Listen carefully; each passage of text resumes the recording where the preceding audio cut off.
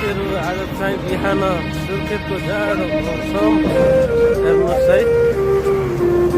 ल यो चाहिँ सुर्खेतमा बिहान पानी त परेको छैन, यो चाहिँ बिहानको समय हो, मान्छेको चहल पहल बढेको छ र हेर्नुहोस् एकदम हुस्सु लागेको छ, कति राम्रो बाख्रा अँध्यारो छ है। यो हुस्सु यो मौसमको पनि एउटा प्राकृतिकको देनलाई भनिन्छ। हेर्नुहोस् यस्तो अँध्यारो छ, पानी परेको छैन, शीतका थोपा एकदम झरेको छ, चिसो बढेको छ।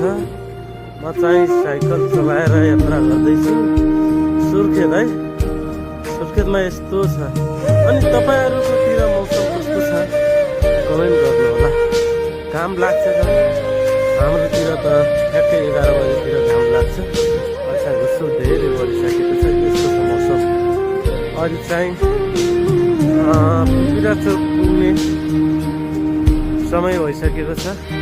सुर्खेतको पिपिराचोक नजिक पुगिसकेको छु। मान्छेको चहल पहल भइराखेको छ। यस्तो जाडो मौसम छ, हेर्नुहोस् है।